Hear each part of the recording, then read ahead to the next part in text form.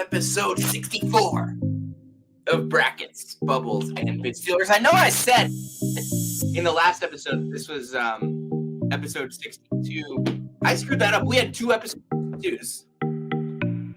I am Sam Fetterman. That is Jonathan Lidskin. Jonathan, how are you doing tonight? Oh, Sam, I am just as good as you can be. It was another awesome Saturday of college basketball. We are really coming down the stretch here. It's 4 weeks from tomorrow, Selection Sunday, which kind of sad that we're nearing the end. But this has been just an awesome season, a season that we'll look back on full of marquee games, elite teams, elite players. It truly has had it all, and we haven't even gotten to the best part yet. But today was just another day that, kind of proves that college basketball reigns supreme. Jonathan, 28 days from right now, I will be in Atlantic City watching, probably writing, honestly, right now. Writing my end of MAC tournament column. Writing about Josh Pasquarelli scoring 25 to send Marist to the NCAA tournament. Oh, how beautiful. We'll see what happens with Marist, your Red Foxes. Mm-hmm. You came onto my Twitter space last night and spewed some propaganda. I did. I saw you go live, and to be honest, I was downstairs in my living room with some family, and I turned to them. I'm like, one sec, I gotta go take a call. And I went upstairs just to go on your space. I was asking you, legitimately, did you watch the game? I didn't watch the game. I was busy with some family stuff last night, but Marist is obviously down some guys and came away with a comeback victory at Siena. Michael DeRosa is here. Hello. Is he? Yeah, he's here. He is back for his usual Saturday night spot. Hello again. Is it my connection? Yes, Sam. It's 1,000% your connection. DeRosa, how are you? I'm doing well, Sam. I'm glad you cut me off 3 times when I was saying hello, but I'm doing really well. Happy to be here, Mr. Fetterman and Mr. Lidskin. I'm sorry. I legitimately couldn't hear a word you were saying. You're fine. However, I asked last show if I could be a bracket bubble or bid stealer, and you said no. Can I be a bubble? You know what? Sure. The bubble's so bad this year that we might as well let him. Yes. Butler, back on the bubble. The bubble's so bad this year. Bad. Can we just, as college basketball people, can we just agree that the tournament this year especially would be so much better if they just let the Drakes, the UC Irvines, the UC San Diegos, the good mid-majors. I don't give a fuck about resumes. Watch them play. Watch Arkansas play. You'll get your answer. I don't need to see an SMU team that has they stink 0 quad 1 wins play in the NCAA tournament. They'll have less quad 1 wins than Drake. They better not get in over Drake. It'll be exciting. We'll get the good high major versus mid major matchups. I mean, we just don't need an SMU. We don't need I don't think Xavier's that bad, but I'm going to use them as an example. We don't need a Xavier. We don't need a Cincinnati. Cincinnati blows. We don't need Wake Forest. We just don't we don't need some of these high major teams. These teams have had their chance to prove something all year and they haven't. Yeah. This year I'm rooting for as many bids. Watch George Mason play and then watch Arkansas play and tell me who's a better basketball team. Yeah. I mean, George Mason's looked awesome at times this year. They're so good. Such a St. Joe's game today. All right, Jonathan. Let's get into this with what was the billed as game of the year in college basketball. Auburn and Alabama at Coleman Coliseum. And Auburn was ahead from the jump. Jonathan, what did you see? So I thought it was pretty evident that Auburn is one of the few teams that can play Alabama's game and come out with a win like that. It was Auburn's highest possession game of the year. It was a 78 possession game. Auburn has not played a game with that amount of possessions this year. And they, outside of a little segment in the second half where Alabama went on a run, which Alabama obviously can do, Auburn controlled this from start to finish. They led 9-0 to start the game.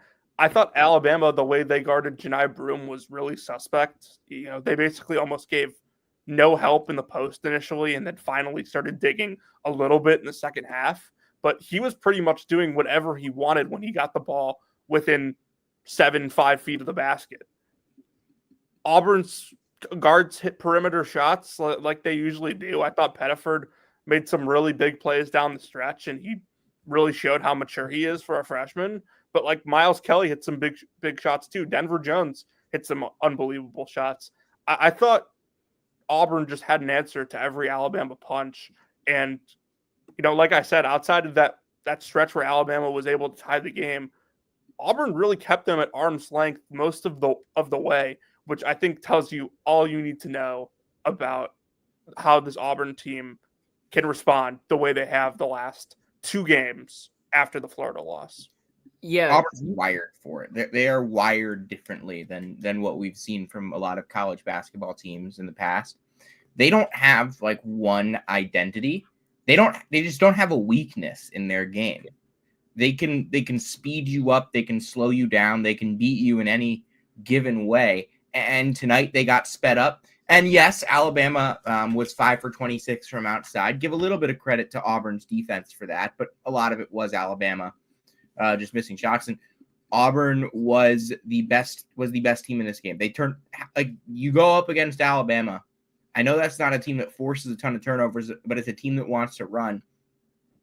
And you turn the ball over 4 times in 40 minutes, 4 times in 78 possessions. That's hard to do. Like, as I said, I know Alabama doesn't turn teams over that much, but 4 times in 78 possessions is very minimal.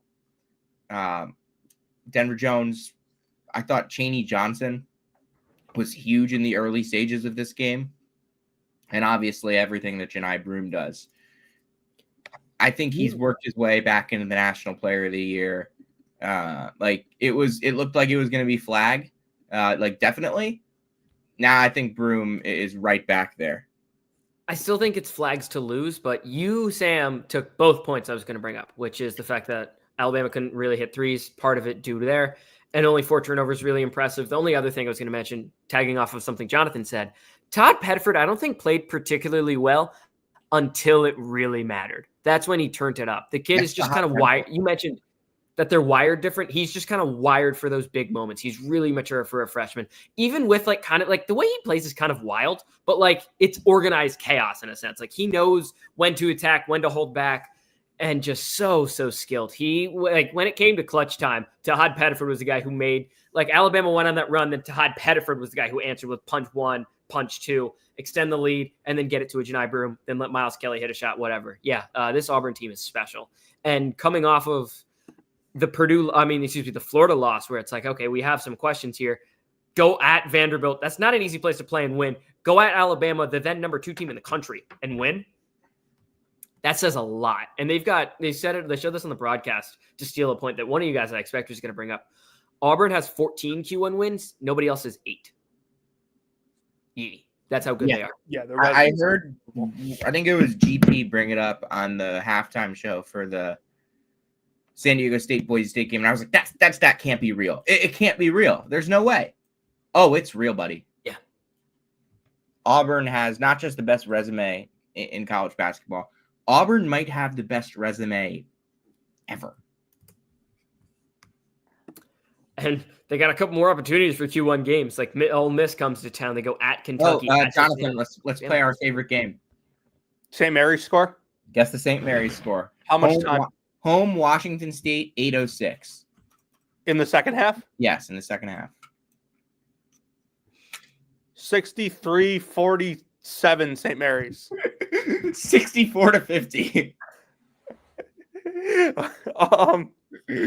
Yeah, I just that's great. And it was 64-47 10 seconds ago. That's awesome. Okay, so I had one more point about this.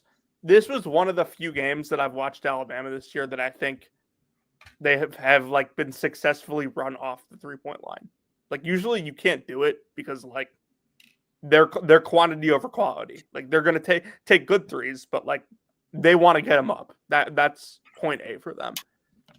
Auburn took more threes than them today. They took 30. Alabama took 26, and Alabama only made 5. So I think they did a really good job chasing Sears around all those dribble handoffs and screens. And I really think that like they were kind of okay getting beat by some slips and some ball screen rolls, because their most important thing on the defensive end was they wanted to make sure that Alabama did not get the good looks.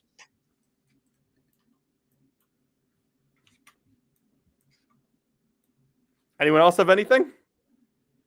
No, I'm good. I zoned out. I have no idea what was said for the last 4 minutes. I have no idea.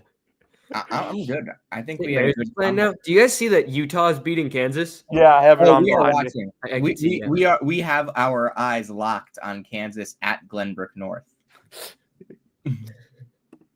That's one of the better podcast bits that we've had. It is, and it was something that I just kind of said out of the blue, like one day last year, and the struggles have continued this year, which means the bit continues. Oh, it's going to continue forever.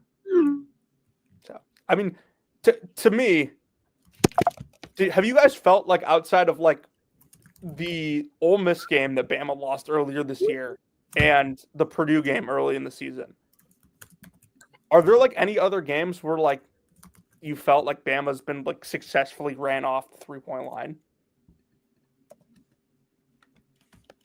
None that come to mind just off the dome. Point attempt rate. Like it was. So South Carolina ran them. UNC Asheville, they only had a 30%. Arkansas did. Vanderbilt kind of did too. But how did they get run off the line and still score 103 points against Vanderbilt? It was so interesting to me how because Alabama they shot 67% inside the arc and took 34 free throws. That'll do it. That is how you have to do it. It's just so interesting to me how, you know, Alabama was still able to play 78 possessions, yet shoot so poorly from 3 and lose. Like usually if they get up like enough threes, like they're going to win because like they play a numbers game with you. But today wasn't that, despite the fact that I felt like Alabama was okay playing at that tempo.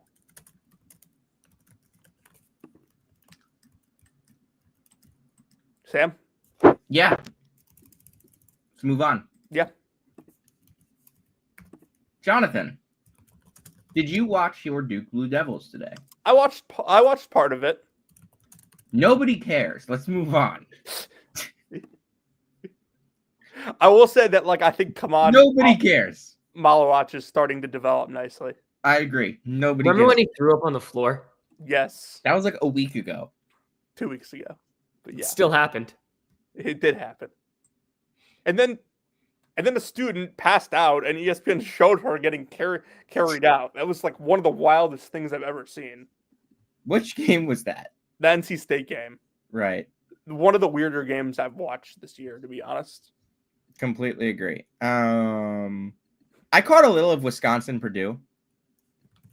And I just want to like kind of get into this, and I'll let Jonathan take the lead on it further. But like Wisconsin in this game was 20 for 22 inside the arc. I have never seen that in my life. John Tonje is an All-American. Mm-hmm. He is one of the best players in the Big Ten. He is leading a top 10. Wisconsin's a top 10 team in the country in KenPom. Yeah. This is the first time that Wisconsin has been a top 10 team in the country in KenPom in Greg Gard's tenure. They have been a 3 seed, a 5 seed twice. They were going to be a 4 seed in 2020. This is the first time that Wisconsin is a top 10 KenPom team in Greg Gard's tenure. Jonathan, take it from here. So first of all, I was threatened, and I'm being held hostage right now because I was told that if I don't say Jim Christian on the pod, that bad things are going to happen. Let's just say that. So Jim Christian. But I think you could have really weaseled that in so much smoother. That was the least smooth you could have. Oh yeah, no, I done. totally botched that. Yeah. I saw the text too late and didn't have enough time. But on the Hi, Wisconsin Trevor. side, How was the Campbell game today? on the Wisconsin side of things, I think that I've kind of said that this team's much better than the Wisconsin of last year. At this point last year, Wisconsin had completely unraveled, and they were just playing bad basketball, and their best player also was checked out. Obviously at this point last year, Wisconsin was 17-8. They're 20-5. They had lost 4 out of 5 at this point last year. Remember, Wisconsin was 16-4 last year, and they finished the regular season 19-12. Yeah. So Wisconsin's now won 4 in a row. 3 of those were on the road. And I think if you just look at their team and how they have improved this year, it's been a couple things. One, obviously getting John Tonje in is the obvious one. It's been huge for them. He's an All-American. He's been super efficient. But the other thing, I think, the thing that has made John Tonje so much better is he's had guys to play off of. Blackwell has been significantly better this year than he was last year. But also, the way Wisconsin plays is so interesting to me because they're able to play 2 bigs. Both of them can step out and shoot the ball. But because they're both able to play on the perimeter, the driving lanes are so much more open for Tonje and Blackwell to get to the rim. And I think that's been a huge part of Wisconsin's success. And Nolan Winter, especially, has been so good for them this year. Another kid out of Lakeville North who Wisconsin gets a ton of kids from a ton of good kids from their program, but he's shooting 39% from 3. He's a great rebounder, and Crowell is obviously good on the defensive glass as well. So I think it's just Wisconsin plays better team basketball this year, even though they're relying on guys a pretty heavy amount. I still think that the role players have improved significantly, and it's not just they're relying on AJ Storr to create every single thing for them. You're telling me they're worse without or they're better without AJ Storr, and the team that took AJ Storr is worse than expected? What? No. Nobody could have seen that coming. What team will AJ Storr be playing for next year, DeRosa? Yeah, the odds are he will be playing for a new team. Arizona State. I'm calling my shot. That's exactly what I was going to say. That's a great call. It doesn't even matter who the coach is. It just makes sense. Yeah. 2 quick points on this game, though, aside from AJ Storr slander. Wisconsin only turnovers 1 and 2. Purdue's rim protection is really bad. And again, that was proven. Wisconsin was, just doing the math in my head, 20 of 22 from inside the arc. Yeah. Yes. Those are the only two. Now, look. AJ Storr also sucks. AJ Storr, future Dayton Flyer. That would, yeah. I mean, they took Posh to be a backup. They tampered with Posh to run him off the bench because he can't play next to Malachi Smith and Javon Bennett. They'll take anybody. You will be playing in the second. AJ Storr and Paul Mulcahy double technicals. AJ Storr and then the Guangzhou Tigers meme. Ni hao. Have we figured out that, good offhanded discussion about AJ Storr? Have we figured out that Purdue's kryptonite is if they run into someone athletic in the tournament, they're gonna have all sorts of trouble? They've lost to all the athletic teams they've played this year. It's almost like they don't have a super tall kaiju on their roster. But you could stop athleticism by being able to play team defense and guard in gaps and have guys that defend on the perimeter, but they don't.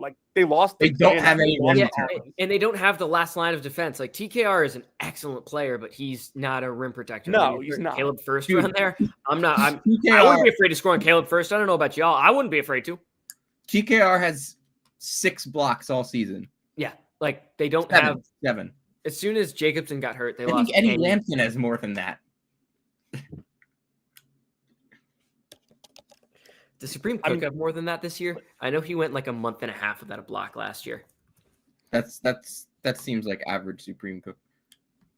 Yeah, there's a lot of things to like about Purdue. Really good guard Supreme play. Cook has 3 blocks all season. They're schematically very obvious, very good, but they have no rim protection and maybe even more important, no bench.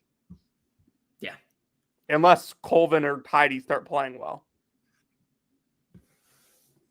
Gonzaga picked up its 49th consecutive win over Pepperdine today. This is really not the third thing that we're talking about, is it? No, I'm just mentioning it. I saw it.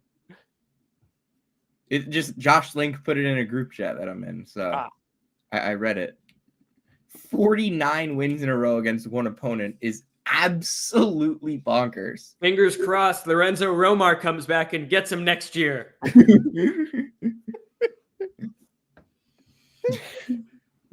Hey, he'll get Pacific. That's great. That's great that you're embracing the Patelis bit right now.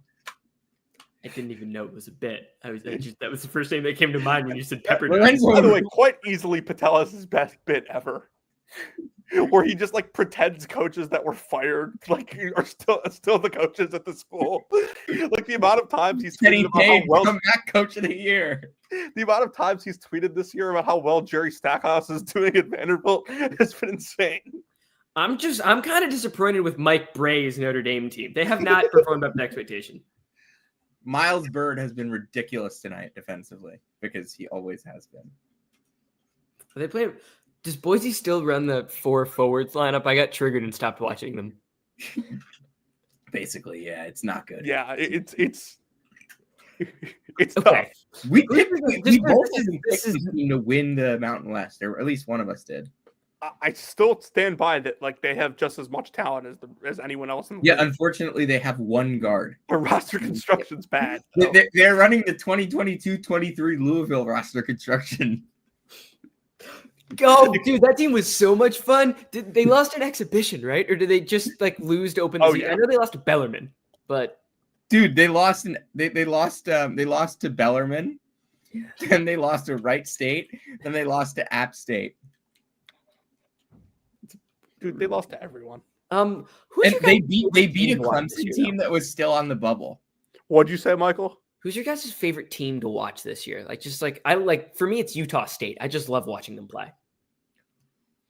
Syracuse. That's a bad answer. Bad answer. Bad answer. Actually, that might be my least. I think that's genuinely my least. Holy crap, Jonathan. Jonathan. UC San Diego is up to 40th in KenPom. Excellent. Dude, they're so much better than Arkansas. Just throw them in the tournament over fucking Arkansas. DeRosa, to answer your question. Guess where they have to go on. Guess where they have to go on Thursday. They're up there. Where UC San Diego has to go on Thursday? Yep. Where do they have to go? Hawaii. They have to go to San Luis Obispo and take on our boy Mike DeGeorge. Oh boy. Oh boy. You want to move on to the next game? Just say Aniwa Tate Jones 5 times fast for me. I've already done this. Hey, I'm saying to DeRosa. What's up? Say Aniwa Tate Jones 5 times fast. Aniwa Tate Jones? Is that the name? I don't know the name. Aniwa Tate Jones. You're going in timeout. Can I rant about Illinois? Yes. And DeRosa will be coming out of timeout when you're done ranting. Are there people besides like John Rothstein that still think that, oh, like this Illinois team's dangerous in the tournament, high upside? Like, no. This team is not good. Kasper Jakachunas has been like worse as the season has gone on, especially conference play. They don't like Trey White has just like, is he hurt or is he like just like banished? What the? I don't know what that is supposed to be, DeRosa, but I just you're like 5 steps away from getting kicked. I think Illinois doesn't run super great offense. I think they have good pieces, but they're failing to use them correctly. And I don't think that like this is magically turning around without like a schematic change or, you know, just KJ getting back to playing at like a super elite level. Yeah, Kasper Jakachonis was not just playing at like a high level. He was an All-American for the first 2 months of the season. And he's just been okay. I mean, teams have had more time to scout him. They've got more answers to how to defend him, and I really think that's And Yeah, like like they part of can't it. just spam his ball screens. like that was kind of what they did early in the season, and now they're gonna have to adjust and That's find. what they're still doing. I And mean, that's what they look, did successfully early in the season. They're still doing it, but teams now have answers. So look, Will Riley has been playing a lot better recently. Zeke Will May- Riley is still shooting 27% from 3 in conference play. he should be a senior in high school, like, and not in the Cooper Flag way of like, my God, he should be a senior in high school. He's amazing. It's more like, yeah, he's fine, but like, He'll be great if he doesn't go to the league. Yeah. This is exactly what I was saying at the beginning of the season. Like Jonathan, I have been saying this about Will Riley since the moment he reclassified. Jonathan. I still think he's had a solid year. yeah, he's been Yeah, good. he has. I hope he comes back next year because he can be an All-American. He hasn't been like a top 12 freshman like I thought he was going to be, but he's still been solid. One of the I think at the end of the season we have to do like our rankings of who the best players were in a given season. Is that not just like all Americans? No, but we rank the best freshmen, we rank the best, like, all that stuff. Oh, okay, sure. We rank the best mid-major players. By the way, like on that Illinois Michigan State game was one of the more chaotic basketball games I've watched this year. There was no rhythm, no structure. Teams were turning it over. That Michigan sounds like a peak Michigan State game. Michigan that sounds State like just, that like, is every Michigan State game. Michigan State, and more specifically Jeremy Fears, we're just taking some really god-awful shots. And if Illinois didn't, like, Illinois handed them the game, to be, like, frank. Like, I feel like the instant reaction was all like, what a great gut check win by Michigan State. Izzo going on the road, and after they lose to Indiana and getting that win, like, when it was like the same Michigan State that we've watched for the last month. I'm just looking at a stat. Jackson Kohler was 4 of 5 from 3 today. Oh, he was Before awesome. This game, he had 4, 5, 6, 7. He had 8 made threes on the season, and then he made 4 today. That's pretty wild. Sabermetric stat of the day from me. I watched the ending of this game. I was like on and off watching it. Yeah, I mean, Jonathan really kind of covered it. It was just Illinois kind of gave the game away, and Kohler was great, and Trey Holloman gave Michigan State some production off the bench. Illinois could not throw a rock into the ocean in this game. Ben Hummerkaus, 0 of 6 from 3. Avicic, 0 of 4. Jacob Jonas, 2 of 9. They just couldn't hit anything. And when you miss long against Michigan State, that's kind of the way they want to play. They want to run it. They want to push the tempo, and they didn't really get to in this game, but they did enough. They didn't turn the ball over. They made almost as many threes as Illinois, despite taking 11 less. And they made a lot of twos because I still don't fully trust Michigan State. I don't know. They just win. They don't shoot threes. They don't get to the free throw line, and they win games. Their tournament outcome is going to be the same, no matter if they, run the table or lose the rest of their games. Yeah, like they are who they are. By the way, Sam, Kansas has KJ Adams picking up Mongolian Mike handling the ball full court. This is one of the funniest things I've ever seen. I think we have problems with Mr. Self. Is it Mr. Self or Mr. Self's roster? Who built Mr. Self's roster? I mean, that was the point I was about to make, so fair play. Who, again, AJ Storr was the most red flag transfer almost we've ever had, even at this point. The red flags were so apparent, and in Kansas, of all teams, took him. If Kansas didn't take him, that guy ends up at like Florida State on a team that isn't. And Florida State's probably about the same as they are this year. Yeah, probably. Less Jameer Watkins shots if he goes there. God, what a portal evaluations sometimes are so bad. I don't want to throw the player. How many people are watching right now? Like, how many? Can I slander a Butler player? If you I'm gonna don't, hold off. I'm gonna hold I'm off. not going to stop you. I'm gonna hold off. I'm gonna hold off. I just, like, I don't think Kansas is like nearly as bad as they were last year, and part of that is McCullough getting hurt, but it still feels like the roster construction is just as bad. The depth is better this year, but like not much. Darren Peterson will save them next year. He's so fucking good. So good. Dude, so good. Yeah. The top 3 freshmen that are coming into the freshman class next year, dude. That's the best 3 class we've had easily since COVID. Yeah, I think that's better than the 3 from this year. Yeah. And I watched a good amount of that Texas game. Trey Johnson is so good. Yeah, we can talk about that. Sam, I'm not gonna slander you on the Trey Johnson stuff because you've apologized. You've admitted It's a battle I've lost and a war I'm winning. I mean, like, hey, I wasn't like super high on him either. I think I had him somewhere between like 15 and 17 in my freshman rankings.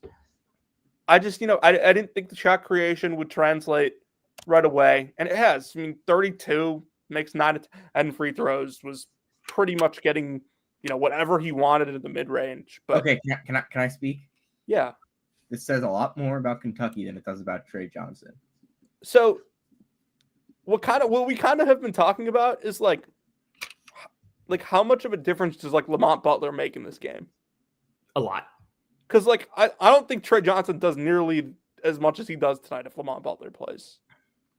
I think he would more be the guy that would shut down Tremont and Mark. Johnson. They allowed 58 points to Johnson and Mark.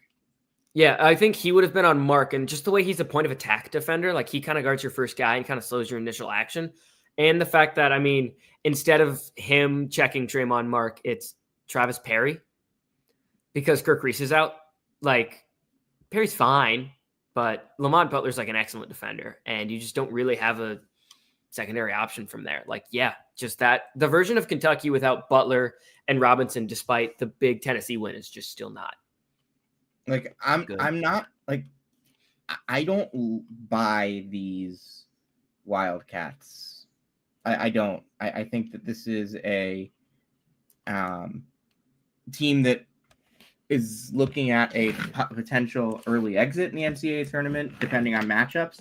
I do think Mark Pope is a great coach and will have this program back where they should be as national contenders in the long term. Yeah. This year's team, I don't see a high ceiling because I think the defense holds it back.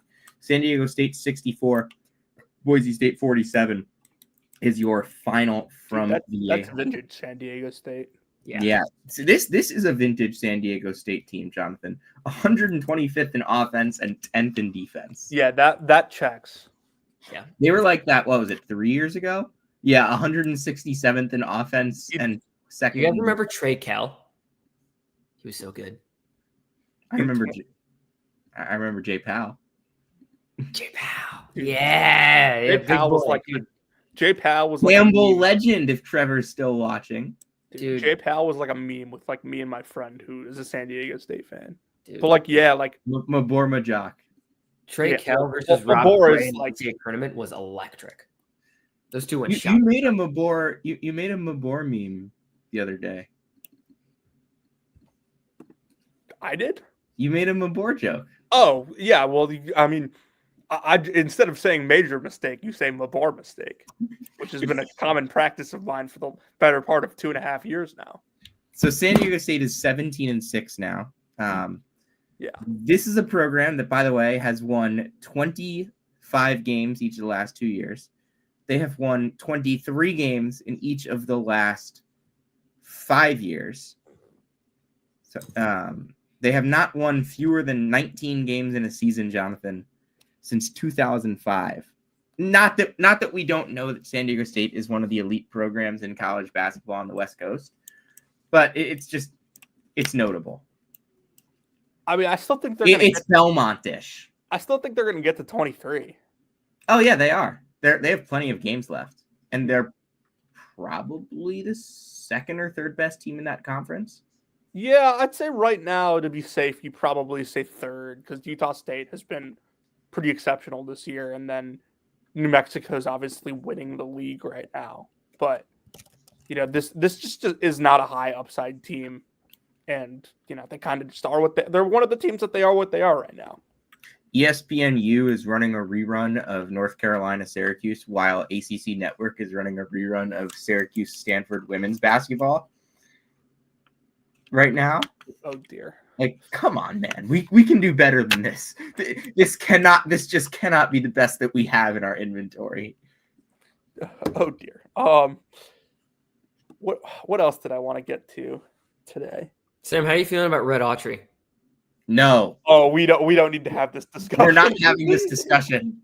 We are not having this discussion, DeRosa. Okay, Sam. Mizzou just keeps blowing teams out. I don't know. Like, I can't put my finger on it. How is Mizzou this good? Well, like, is this the team that, like, I can't explain? I picked them to go out early and they just go to the Final Four. So who have been some of those teams for you? No, we don't need to be restricted. Kansas, like 2 Final years Four. ago. Sorry, 3 years ago. So like Clemson last year, who we legit couldn't figure out how they were good, and then they go to the Elite Eight. Kansas in 2022. Well, that was just more region and draw than anything. Let me see. Let me look back at my brackets from the past. I've gotten some teams really wrong. Like the teams that usually the mistake I make is the team that everyone loves. I say no, they're not that good, and it turns out they are that good. Who's that this year for you? Let me go down. Let me look at the ranks. Let's see this. I mean, I really like Houston this year. Who's the team I'm most stubborn on? Let's see, I don't know. St. John's. It'll be St. John's. Oh, Michigan, the year that Livers got hurt. Oh, okay, yeah. I mean, that. Like they were legitimately awesome until and then I was not sure about them when they got hurt. Yeah, I just I mean, listen, Mizzou has a top 40 defense that has risen all the way from the 90s at one point this year. They get to the free throw line. It's those teams, aren't they? It's the teams that get to the free throw line a ton and rely on free throws. Yeah, because it never was Mizzou is. Not to say that Mizzou is relying on free throws to score, but that they are a huge part of their offense. They are. They are when they're not making shots. Yeah. I mean, not today though. They just no. I mean, today they just flavor blasted Georgia.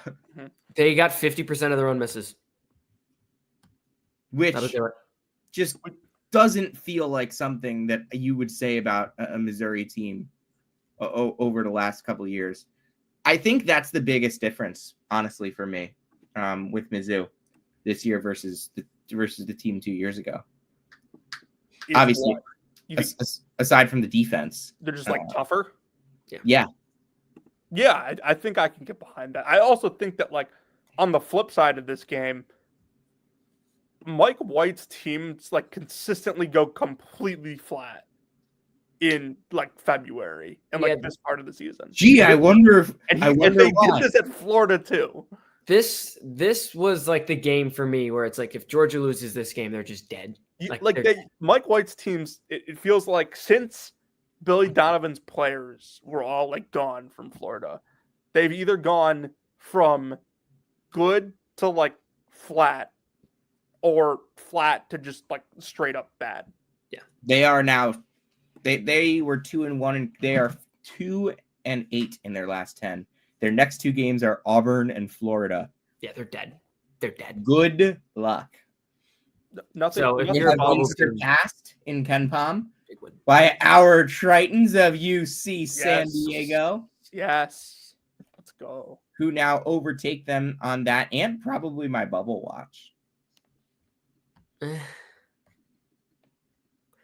I would like that to be the case. I don't know if it actually will be the case. I feel like if I mean, it always depends on the committee, but like I just kind of feel like if there's a committee, they're gonna look blindly at resumes, and then like they'll be like, Hey, all right, UC these San are close Diego, enough, and then the name UC will San be like, Diego has those 2 wins, those 2 huge wins at Utah State and at UC Irvine. I hope those pay dividends. I hate Oh, like Hunter Dickinson's trying to kill people again. sweet. Sad. Hunter Dickinson is towards the top of the list of please just get out of college Okay, basketball. I actually don't think that should be flagrant, but like knowing because it's Dickinson. Dude, he fouled Lawson Levering. Like, come on, man. Hey. Speaking of Lawson Levering, Colorado first conference win of the season today. Oh, they beat TCU? No, they beat UCF. UCF, which is Even better. It's great for the brackets, bubbles, and mid Steelers brand. UCF has now lost 6 in a row since being a bubble team. UCF was the team that like it was just so obvious at some point they were gonna completely crumble. We didn't know when, but Hey, I give them a lot of eventually- credit for it lasting this long. That's true. Like Key Hall play. I like Key. Key Hall's so talented, but my God, Yeah, there's some stuff going on there. Yeah. I wonder if he's going to be playing for his 4th school next year. that would not surprise me. They I started I wonder if he would like to massively improve his mental health. They started Mikey Williams this game. YouTube sensation Mikey Williams is now First starting- career start for Dude, 8th UCF's grade like legend entire Mike team is Williams. YouTube sensations. Yeah. What? UCF's entire team is YouTube sensations. Dude, you YouTube sensations, criminals, and Keyshawn Hall. All stars.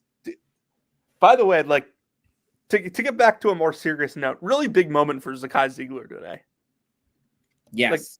I just didn't I didn't flat out think that like Zakai Ziegler was a guy that you wanted to like turn to at the end of games to like create a good shot and get a bucket. But he did today. So a lot of credit to him. Oh, yeah. I didn't watch any of that game. His box score looks Jason Edwards was also awesome for Yeah, Vandy. Zakai's tremendous. This was one of his best games of his career. Mm-hmm. Second half specifically. Yeah. Yeah. Just go back and watch some of that. What else did I watch? Trevor, this was like 3 months ago. Houston Zona. Sam, did you catch any of it? I did. I did. Man, the Houston is tough. Like, Yeah. this was a program win for the Cougs. You It's a go on good the term. road, you get really in a lot of aspects of this game. I felt they got outplayed. Well, I think for the most part that like Arizona kept them off the boards, and then some. Arizona was the one kind of controlling the boards. So it's always interesting when really good teams get taken out of their comfort zone and still find a way to win against another good team. And that's what I kind of felt like Houston did today. Plus the fact that Miles Uzan continues to be so good. Yeah. Yeah, he's really I remember I was writing my preview for Butler. Houston was like, well, this Houston team's just not as good as the past teams because Milos Uzan in like they were in the Players Era Invitational, right? In that tournament, he was not like very good. No, And he played pretty well in the Butler game, and then he's been really, really good since. I want to say he fouled out in a game in the Players Era in like legit like 8 minutes. Like, yeah, that's Oh, also just to address this because this happened in the Mizzou game and it was really bizarre.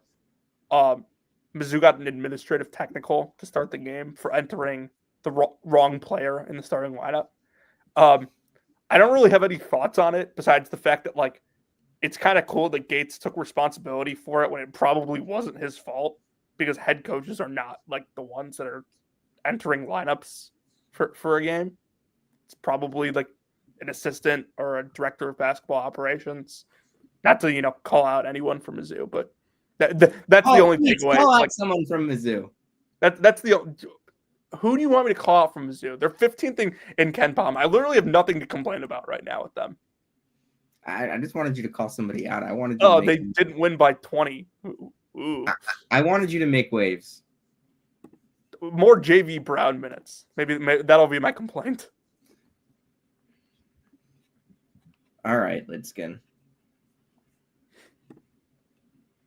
Hey, do you know who killed Syracuse today?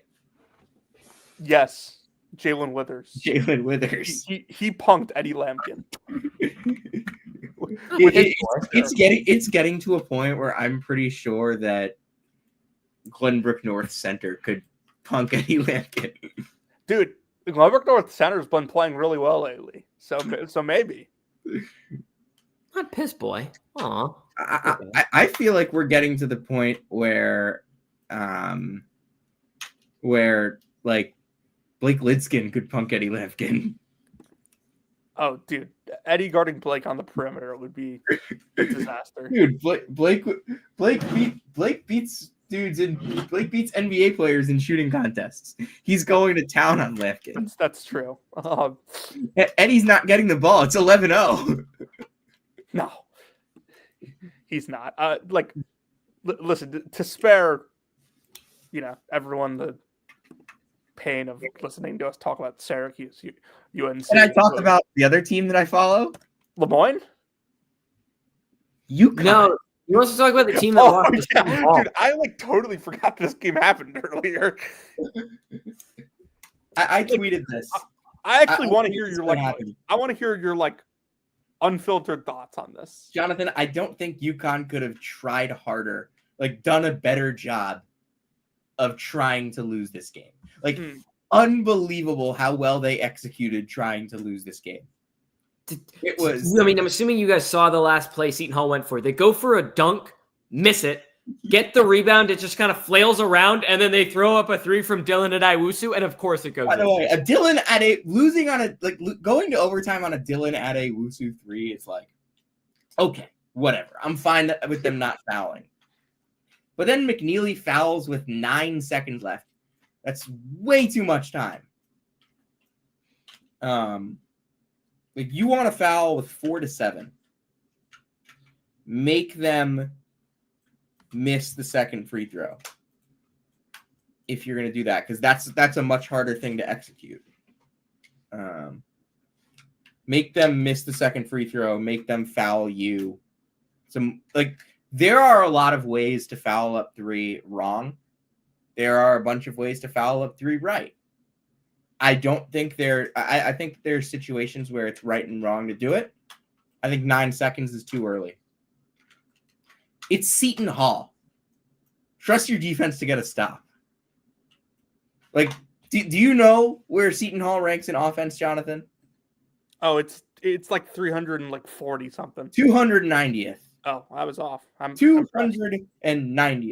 Do you know where they rank in raw offensive efficiency? That's probably the one. No. Hold on, I clicked tempo. Fraud. You know where they rank in raw offensive efficiency, Jonathan? 346. Oh, there you go. Okay. It is Seton Hall. This team is scoring 96.5 points per 100 possessions in conference play. Trust your defense to get a stop. Don't foul with 9 seconds left. And then, especially when you are having trouble inbounding the ball. This is a UConn. UConn was legitimately completely unable to inbound the ball late in this game.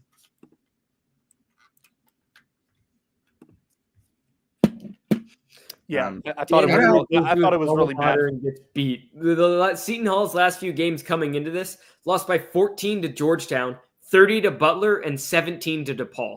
Dude, some coaches just have these weird kryptonites, and like every coach has their weird kryptonite that doesn't make sense. And Hurley, dude, he beat Creighton away in the black jerseys, and then he lost to Seton Hall.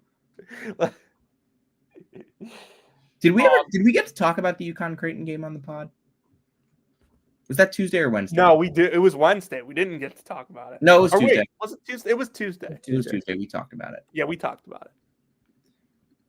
I want to give a small shout out to Alex Caravan for finally making a 3.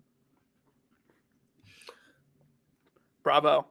Why are Alex Caravan and Mark Sears? I'm assuming these are just kind of legacy awards, but even so, why did they get on the Wooden Award list? Alex Caravan is not the best player. Sears deserves it. Sears I think, actually could deserve it. But Alex Caravan is not the best player on UConn, and frankly, he's not the second best player. Alex Caravan is the 3rd best player on this team. We are on lockstep there. All right. I don't want to talk anymore about this team. They frustrated me enough today. 13th in offense, 100th in defense right now, Jonathan. I love how Dan Hurley is still flabbergasted by the fact that he is coaching the team that fouls more than like almost any other team in the country. And it still like baffles him. He's like, what? Us? We fouled? Dan, you've done it 378 times this year, man. The 379th is not that surprising, buddy. I hate to break it to you. Sam, did you ever think you'd see the day that Mongolian Mike went to the free throw line to ice a game against Kansas? Dayton always has Kansas's number, so I guess. That's true. That's true. You know where Kansas's next game is? BYU? Yeah, it's at BYU. The mighty Mormons! Unless, Kansas just hit a 3. Unless Kansas, figures out a way to come back here, and they could be 17-9. The mighty Mormons, led by their Russian Jonathan. king. Stop or contain, you cannot. The Yes, mighty Mormons are coming to your NCAA.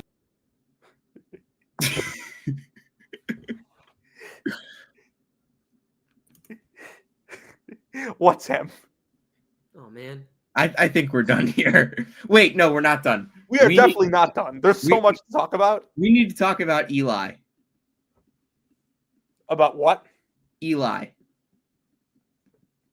Drinkwitz? No. That is the name of the mascot of the best team in the state of Connecticut right now. Central Connecticut State? The 9-0 in the Ivy League Yale Bulldogs. Oh, yeah. They're good. Yale today beat Princeton 84-57. This game was never close. Never. They led by as many as 34. John Poulikitis didn't play well. Straight up, he had 11 points. He averages 20.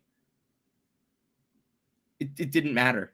Xavier Lee even played well, too. I mean, just statistically. Well, I mean, the game was over by the time he started. I think Yale is once again a great giant killer candidate. I just want to say, this has been a horrendous season for Princeton. Just straight up. Mm-hmm. Yeah. Now 5-4 in the Ivy League for a team that has 2 guys that are like getting NBA scouts to come watch them. Like, brutal. They have no idea what they want to do with their rotation. Dalen Davis has completely gone away in Ivy League play. This was a guy who was averaging 15 for the first month of the season. Jack Stanton had 17 points against Yale in 10 minutes. It was like the first time he'd played in like 2 months, and he hasn't done much since. Jack Scott has not been very good this year. They have not gotten anything from their ancillary contributors this year. And Caden Pierce has really not been himself. Last 5 games, 5, 13, 9, 9, and 2 in the point category. Can we see more Jack Stanton? How bad could he be compared to some of these other guys that are playing over him? I think CJ Happy's actually been pretty good. Okay, that's fair.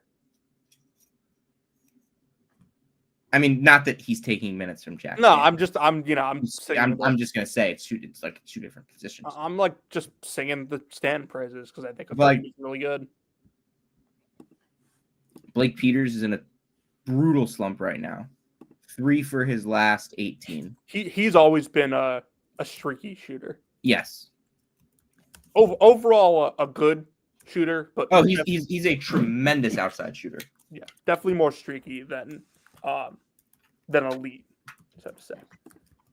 But yeah, they don't play at a super fast tempo. They have a guard who is one of the best defenders in the country who can take away a guy. And they shoot and rebound. They have the best shooter in college basketball. I think that's a great recipe for a team that can win a first-round game. Can I say they have the best shooter in college basketball? Go for it. Okay, second best shooter in college basketball. I gotta give Kobe. I wouldn't put him ahead of Brea, but They have the second best shooter in college basketball. They also have Samson Alatan and Casey Simmons. No, like, and there are not players like Nick Townsend in high major basketball. Like, teams don't see guys like him. Like old fashioned. Like, Nick Townsend is an old fashioned basketball player. Mm-hmm. I think this Yale team is super good and super well. Kansas not even getting court stormed, losing to Utah. Oh my! This program is in a dark place. Did they get court stormed? No, they didn't. DeJuan Harris down 7 with like 8 seconds left, still refusing to shoot the ball. That like sums up everything. Not even getting court stormed is insane. I guess like it's a weird setup at Utah that makes it kind of hard to court storm. Still. What else do we want to talk about before we... Oh, Dartmouth. Shout out Dartmouth. Dude, that was something else. Yeah, like that is a... Like, Dartmouth is 6-3. They're alone in second place in the Ivy League. They're 214th in KenPom. They dropped Cornell 33 spots. Big Red have now lost 3 in a row. Their season is kind of spinning out of control, 5-4, and they have to go to Yale and Brown next week. Not a good spot for Cornell, who was 5-1 not too long ago. Troy, big win on the road over Arkansas State. Game that I watched the end of. I'm really glad that like the Sun Belt is super competitive because I liked a bunch of these teams in the preseason. The Sun Belt tournament is going to be so much fun. Yeah, Jonathan, can I talk about? Okay, I know I just said John Poulikitis is the second best shooter in the country. Can I talk about who might also be the second best shooter in the country? Go. Tyler Lundblade. Yeah, he's been sensational. Tyler Lundblade, his last 4 games, he has made 33s. Mm-hmm. 33s. He's ridiculous. He is shooting over probably 60% in those games. Tyler Lundblade for Belmont is he's shooting 49% from 3 in conference play. Tyler Lundblade is 83 of 175 this season. Yeah, no, I mean he's going to be all conference at this rate. That's impressive, no doubt. Lundblade has been. I mean, man, TCU could use a guy like that. They could. They really could. I once again will be like TCU 320th nationally in 3-point shooting. You better believe Jamie Dixon's kicking himself about losing that one. I once again will be like talking about Belmont come March Madness time. Belmont 18-9, Jonathan. They are 1 win away from winning 19 games for 1, 2, 3, 4, I think 20 consecutive years. Not bad. Not bad for the music school. They've won 20 games in this is going to be 15 consecutive years, assuming they win at least 2 of their next 5 games. Yeah, and they play, I mean, their last 3 games are Indiana State, Missouri State, and Murray State at home. Casey Alexander is one of the best coaches in the country that you've never heard of. I've heard of him. I like those Lipscomb teams. Well, you probably have heard of him if you are a Brackets, Balls, and Biscuits fan. I'm a bubble. Gary Parrish is a Sun Devil. Michael DeRosa is a bubble. He carries it with a badge of honor. Good win for High Point today. Go on the road to Winthrop. Win by 22. Good stuff. Just wanted to mention it. Good stuff from Florida. Taking care of business. Shout out Clemson for laying an absolute smackdown. Yeah, I mentioned this. I mentioned it early in the day on Twitter, but like Clemson very easily could have come out kind of sleepy after that Duke win, and they've just decided to pummel teams instead. Yeah. Clemson 23rd in Ken Palm. I think they're better than Mizzou. They have the next Indiana coach. So, I think Brad. Taylon Peter was big for Liberty today against UTEP. They still don't have Isaiah Enon, but they're 9-4 in Conference USA. They have found their identity right now. They've been excellent on both ends, number 1 in the league on offense and defense. I think that they have a real chance at making the NCAA tournament. I mean, they're number 1 in Ken Palm in that league by a lot. Sam, did we mention BYU over Kansas State? No, we did not. I'm glad that we might be done with that devil magic. Yeah. Was a cool story for a little while. Would have been a cool story if it continued. Just kind of glad that it's winding down like this. I would like to shout Michael, I don't know if you agree with me, but like BYU is like one of the few high majors who's on the bubble who like I would be perfectly okay if they were in the tournament. I've only watched BYU when they've played like shit. Like just whenever I turn them on, they play horrible. Like whenever I turn them on, Kanan Catchings decides to take 8 step back threes, and none of them are even close. Well, you should watch the BYU Kansas game this week because Kansas got off on the road. BYU got off when you watch them. Something has to give. It's true. True. I would like to give a shout out to Mississippi State legend Trey Fort. 36 points for Samford in a road win against. Oh, wow. I did not see that. 36-8 for Fort. Just really impressive win for Samford going on the road. Now 10-4. They needed a win after 2 straight losses. But Chattanooga beats East Tennessee State. They've won 7 in a row. They are in first in the SoCon right now, tied with UNC Greensboro. Frank Champion, 13 points, 8 assists, 7 rebounds. He was hurt, right? Yeah, he was hurt early in the season, and he has found his stride. He's been awesome recently. Shout out PDT. He's a PDT guy. I know that. Shout out PDT. That's like his favorite player of all time. Speaking of PDT has like 15 favorite players of all time. Hey, that's okay. Elijah Malone. Okay. I feel like we all kind of have the same vibe, guys, too. Speaking of Mississippi State, they desperately needed a win like they did like today. Oh, 100%. Like they were kind of trending towards, bubble territory, but I mean, I think they would be like they were going to be good enough to make the tournament. How bad the bubble is. But today was really essential for their resume.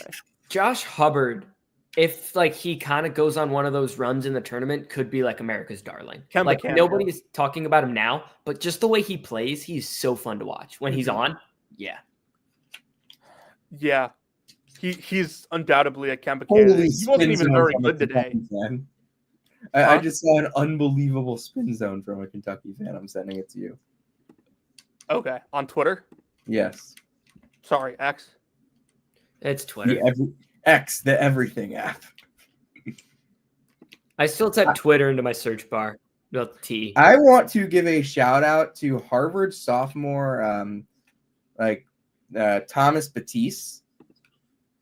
This weekend, he averaged 26 points and 6 rebounds and 3.5 assists as Harvard swept Cornell and Columbia to move to 4-5 in the Ivy League.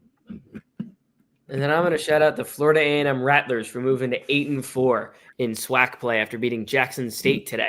I don't know if you guys know this. You guys did a show like before the season. It was like, give us your hot takes. And mine was Florida A. I submitted it was Florida A&M will finish in the top half of the SWAC. What did we say? What? We probably laughed at it. Yeah, I think you said like, okay, DeRosa, and then just moved on. Hey, tip of the cap. Hey, at least it was a better reaction than my other HBCU conference reaction on that stream. Maryland. But speaking of which, I'm going to get the last laugh there. Maryland Eastern Shore drops at home 75-63 to Norfolk State, is now 0-8. I hate it. I hate for these kids that I'm praying on their downfall, but like Sam used Siri to send me a text about them today, and it said Maryland Eastern Show instead of Maryland Eastern Shore. and I spun it as Maryland Eastern Show Cause, to which I pointed out that they probably could take one of those and it would improve their program. They assembled their roster starting in like July. That's exactly what I said. Yeah. Wait, why does each judge give a 1 to 50 score in the dunk contest? That's not how it works. What? No, it's 5 judges and they go 1 through 10. Yeah. What the fuck? Dude, that NBA All-Star Weekend has become the world's dumbest thing that happens. No. I'm pulling for Team Charles, baby. Come on, Chuckster. And NBA All-Star Weekend is like second stint Timberwolves KG. Not even Nets KG. Michael, are you going to bet on the All-Star stuff tomorrow? No.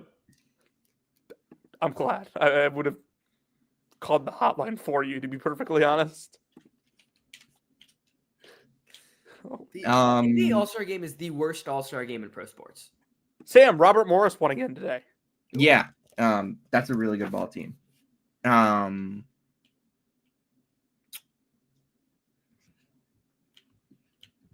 don't think I have anything else. Shout out Vermont. Speaking of program wins. At the pit.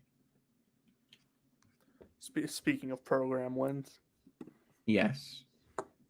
Shout out to SIUE. Now 11-5 in Ohio Valley after a home win against Tennessee State. Shout out to St. Thomas.